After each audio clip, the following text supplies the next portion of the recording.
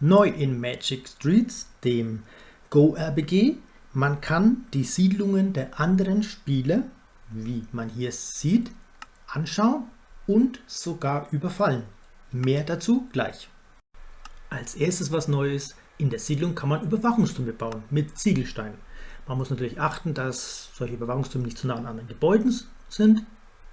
Und dann stellt man sie hin. Man braucht hier ganz wenig Ziegelsteine am Anfang.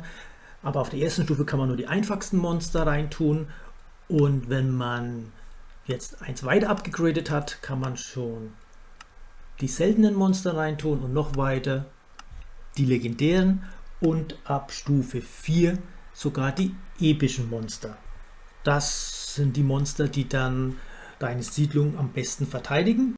Und man bekommt noch etwas, nämlich nach ca. 24 Stunden einen Bonus, den ich gleich zeige.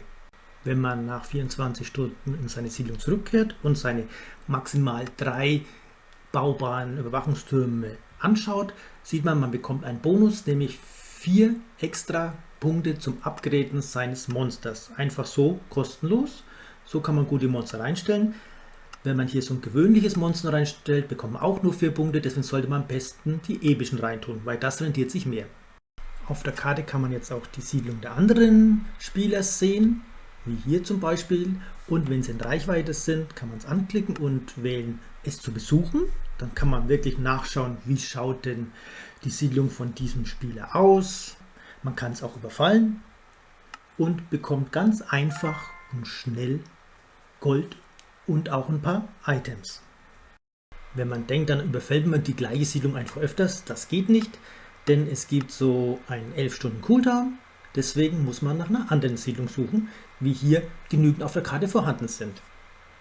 Wichtig zu beachten ist, man sieht nicht die wirklichen Orte der Siedlung der Spieler, sondern die sind an zufälligen Positionen absichtlich gelegt, damit man nicht weiß, wo ein Spieler zum Beispiel wohnt. Auch zu beachten ist, hier zum Beispiel sieht man gleich die Verteidiger, was derjenige eingesetzt hat zum Verteidigen seiner Siedlung. Man besucht ihn, sieht auch, wo er sie hingestellt hat, hat er keinen Einfluss darauf, egal wo er sie hingestellt hat, man bekämpft die immer weiter. Genauso zum Beispiel, als wenn man einen Dungeon besuchen würde, bekämpft man hier 3 Monster maximal. Der Gewinn, den man am Ende bekommt, Gold und Items, der wird nicht vom Gegenspieler weggenommen.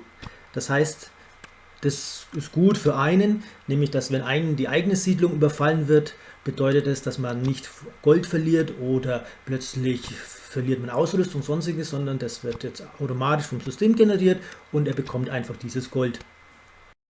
Die Gegner sind nicht so einfach zu besiegen. Hier zum Beispiel, der Gegner hat 3500 Hitpoints, also der hält ganz schön viel aus, aber wenn man ein gewisses Level hat, ist es natürlich auch kein Problem, die zu besiegen.